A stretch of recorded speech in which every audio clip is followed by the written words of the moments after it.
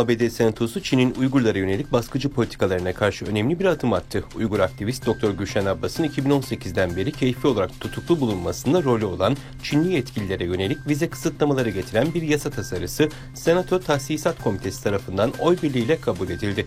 Senatör Dick Durbin'in desteklediği bu hamle Çin'in Uygur halkına yönelik baskıcı politikalarına karşı güçlü bir duruşu simgeliyor.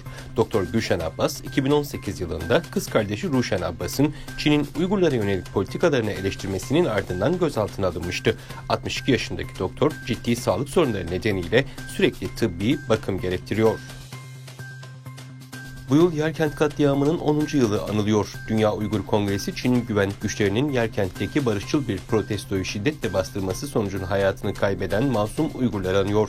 Dünya Uygur Kongresi Başkanı Dolkun İsa, 10 yıl sonra bölgede durum iyileşmedi. Aksine son yıllarda ciddi şekilde kötüleşti dedi. Yerkent katliamı, Temmuz 2009'daki Urumçi katliamından bu yana Doğu Türkistan'daki en ölümcül olay olarak kaydedildi. Dünya Uygur Kongresi, katliamın 10. yılında hayatını kaybedenlere saygı göstermek için uluslararası dayanışma çağrısında bulundu. Dünya Uygur Kongresi, Çin hükümetine kayıp ve ölenlerin akıbetini derhal ve şeffaf bir şekilde ailelerine ve Uygur toplumuna bildirmesi çağrısını tekrarladı.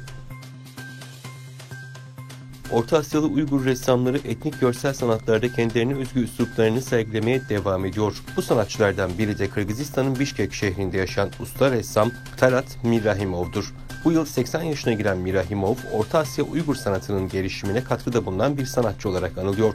Resimlerinde Uygur ulusal kimliği, geçmişi ve bugünkü yaşamı, ulusal gelenekleri kendine özgü bir sanatsal üslupla sergiliyor. Milli ruhla yağlı boya tabloları eski Sovyetler Birliği'nden bu yana pek çok ödül kazandı. 1944 yılında Doğu Türkistan'ın Gurja şehrinde doğan Mirahimov, 1955 yılında ailesiyle birlikte Kırgızistan'a taşındı. Resim eğitimini Kırgızistan'da tamamladıktan sonra 1968 yılında Kırgız Ressamlar Birliği Sanat Fonu'nda görev aldı. Sağlığa sayısız faydası olan zeytinyağı uzun süredir faydalarıyla değil, sahteleriyle gündemdeki yerini koruyor. İstanbul Ticaret Borsası'nın açıkladığı veriler düşündürücü. Sahte zeytinyağı için Çin'den tonlarca aroma getirildiği ortaya çıktı. Çin'den ithal edilen zeytinyağı aromalarının çeşitli bitkisel yağlarla karıştırılarak taş baskı natürel zeytinyağı olarak satılması tüketicilerin sağlığını tehlikeye atıyor.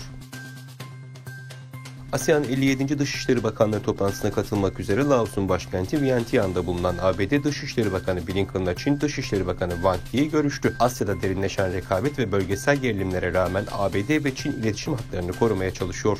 Blinken, Vietnam, Japonya, Filipinler, Singapur ve Moğolistan'ı da kapsayan bir haftalık gezisinin ilk ayağı olan Laos'taki ASEAN 57. Dışişleri Bakanları toplantısına katıldı.